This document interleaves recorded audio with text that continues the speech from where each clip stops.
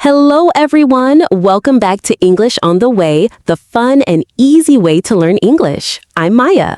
And I'm Jack. Hi there, everyone. We are so happy you're here with us today. Truly. We really are. And today we've got a very special episode lined up for you.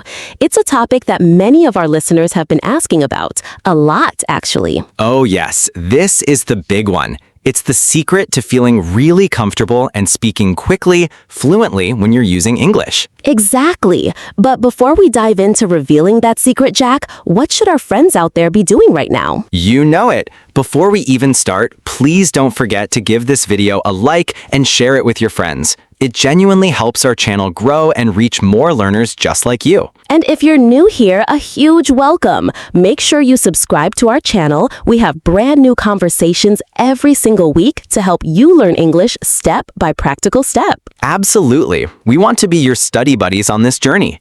Okay, Jack, are you ready to talk about how our brains work again? I am absolutely ready, Maya. Today, we are talking about a crucial step, how to stop translating in your head and instead start truly thinking in English. Ooh, thinking in English. That sounds a bit daunting, Jack. Is that something only for those super advanced students? Not at all, Maya. That's actually a really common mistake people make. They think, oh, I'll start thinking in English once I'm already fluent. But no, it's the other way around. You actually think in English to become fluent. Wow, that's such a powerful idea. So it's not just a result of fluency, it's a tool to get there. I like that. Exactly. Think of your brain like a bustling city. Right now, there's this big, well-worn, old road for your first language. It's incredibly easy and fast to drive on that road. Yeah, my brain absolutely loves that road. It's super fast. I totally get it. But here's the problem. When you try to speak English, your brain takes the English car,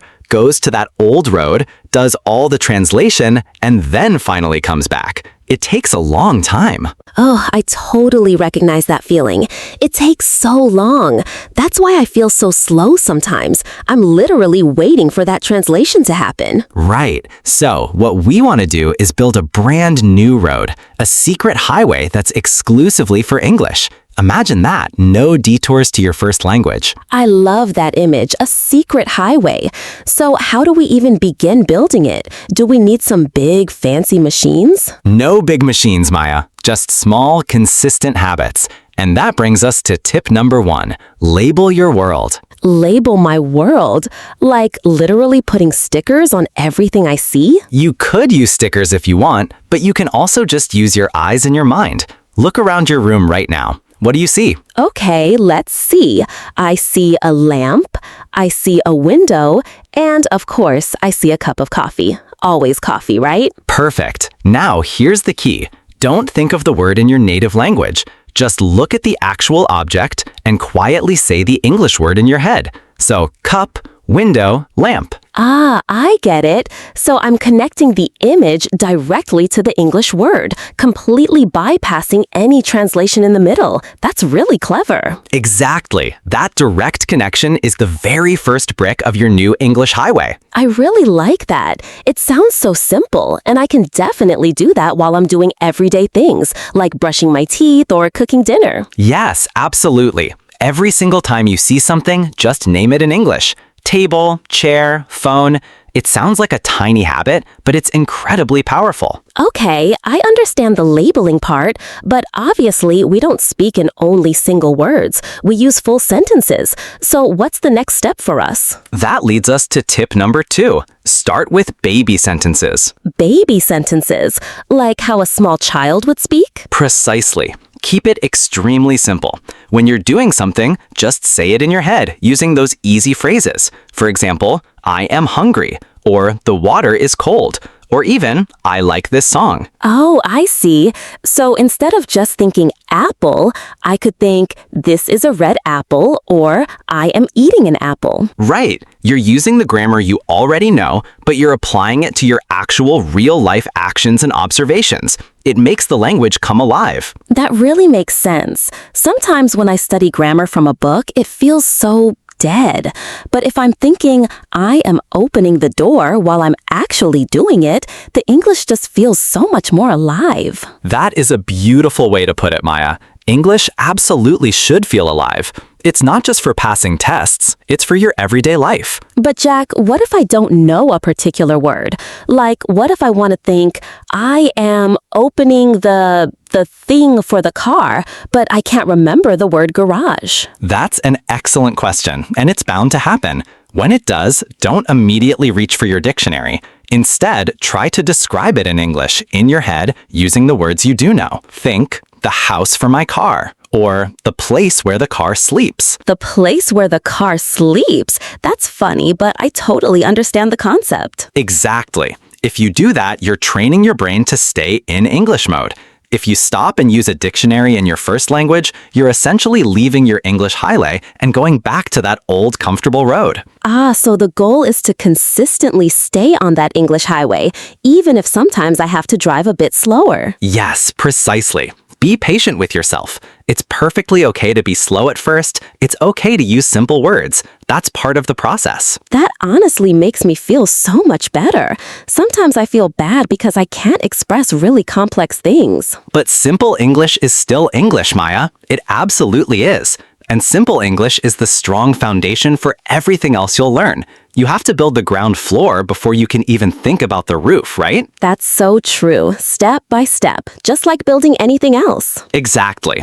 Now, tip number 3 is actually my absolute favorite. It's called the Internal Narrator. Oh, like a movie narrator giving a voiceover to my life? Yes, imagine you're the main character in your own personal movie.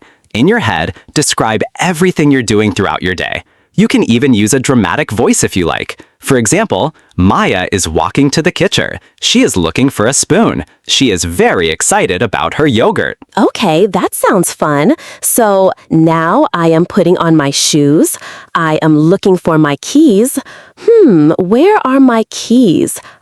They are on the table. Perfect. And here's the best part. It's completely private, right? No one else can hear you. Exactly. That's the best part. I can make 1,000 mistakes and literally no one will ever know. Absolutely. Your brain gets to practice without any fear of judgment or embarrassment whatsoever. Fear is such a huge problem for so many of us, isn't it? We're so afraid of looking silly. It is the biggest wall that stops people. But when you think in English, there's no wall. You can play with the language, experiment, and truly be brave with it. I think if I practice in my head like that, I'll definitely feel much braver when I do speak to a real person. Definitely, because your brain has already spoken those sentences many times. It turns into a habit, and eventually, it just becomes normal. Normal. I really love that word. I want English to feel normal for me, not like a difficult task, but just a natural part of who I am. It will. You just have to consistently give your brain the chance to build those pathways. So Maya, we've covered labeling your world, baby sentences, and the internal narrator. What else can we do? What's tip number 4? Tip number 4 is actually about your phone. My phone? Are we talking about some new app I should download? Well, you certainly can use apps, but what I mean is the actual language of your phone. Change your phone's settings to English. Oh, that sounds a bit scary. I'm not going to lie. What if I can't find anything? You know where everything is. You know the icons, where the settings menu is, where your messages are. You've built muscle memory for your phone. That's actually true. I always know the camera icon is right there in the corner, regardless of the text. Right. So, when you look at your phone, your brain will automatically see words like calendar, clock, weather. You are essentially forcing your brain to use English for something you interact with every single day. It's like a mini immersion experience right in your home. Yes, I love that. A mini immersion at home. That's a great idea. And extend that to your social media too. Follow people who speak English, read the comments in English. The more you surround yourself, the better. I like that. Even if I don't understand every single word, I'm still seeing the patterns and the language in action. Exactly. It's all about creating that immersion.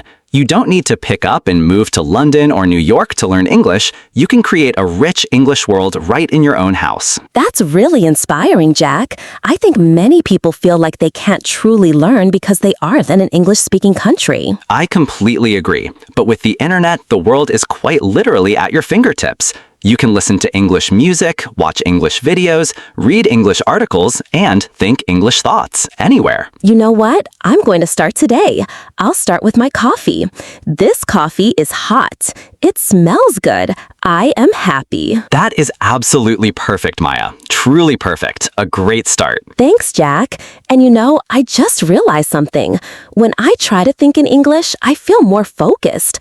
I'm really looking at my life, at my surroundings. That's a very deep thought. When you actively change the language you're using internally, you genuinely start to change the way you perceive and interact with the world around you. It's a very special experience. It really is. It's almost like being a slightly different person for a little bit. A Maya who speaks English. And that Maya is doing great. Thank you. Okay,